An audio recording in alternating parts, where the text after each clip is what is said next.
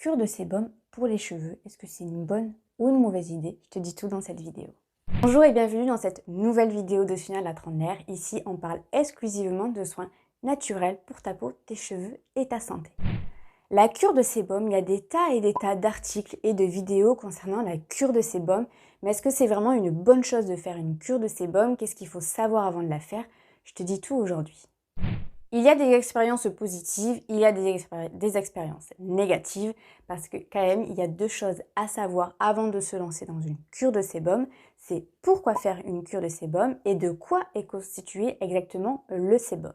Le but de faire une cure de sébum, en fait, c'est d'espacer les shampoings et de venir nourrir les cheveux en profondeur et de venir leur donner un peu un nouveau départ. En général, on préconise de faire une cure de sébum d'environ 30 jours, c'est-à-dire que pendant 30 jours, tu ne vas pas te laver les cheveux. Et la deuxième chose à savoir, c'est de quoi exactement est constitué le sébum.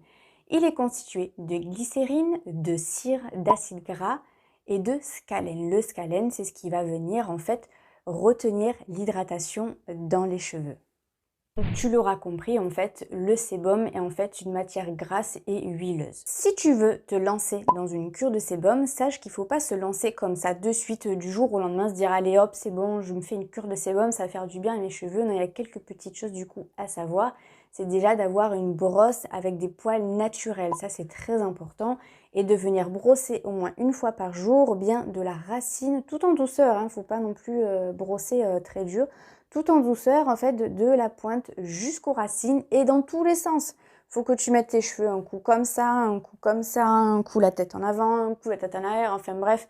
Dans tous les sens, du coup, il faut que tu brosses tes cheveux, au moins, voilà, une fois par jour. Et ensuite, tu laves ta brosse parce que comme, en fait, tu auras sali ta brosse en quelque sorte, il faut, en fait, que tu la laves pour que le lendemain, du coup, elle soit propre et que tu remettes pas, en fait, justement, en fait, toutes les saletés aussi de la journée, etc. sur tes cheveux.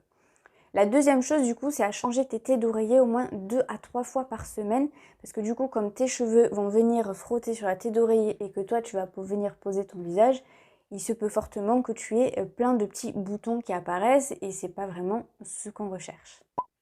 Une fois que tu constates que en fait, le sébum est arrivé jusqu'à tes pointes, c'est que ta cure du coup est terminée. Tu peux donc passer au lavage avec un shampoing le plus naturel possible et après tu fais rien du tout à tes cheveux, tu leur fous la paix, tu les laisses respirer, tu les sèches même pas, tu les laisses respirer, tu les laisses sécher.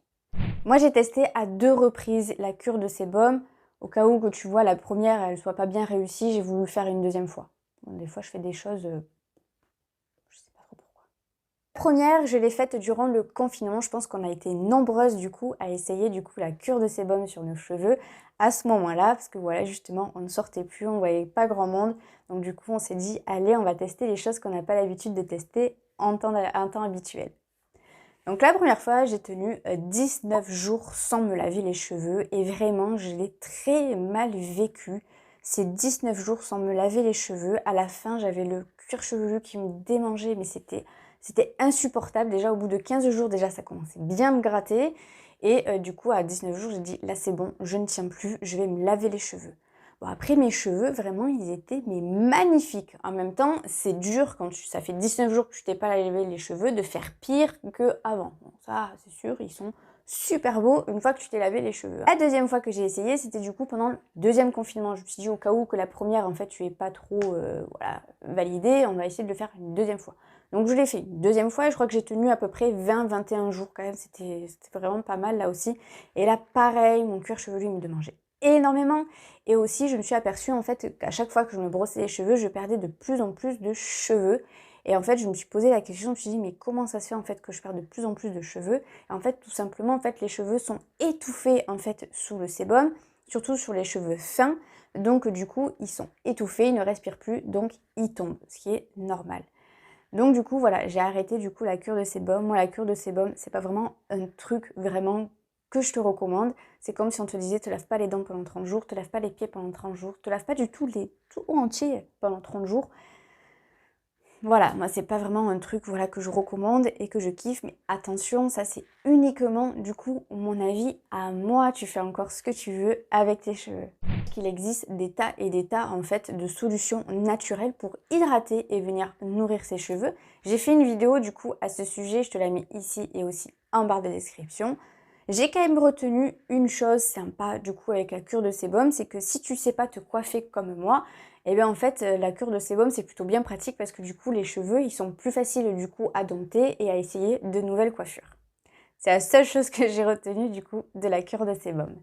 Moi en tout cas je suis curieuse de savoir si tu as déjà essayé, j'attends du coup tes réponses en commentaire. On peut se retrouver si tu veux tout de suite sur Instagram.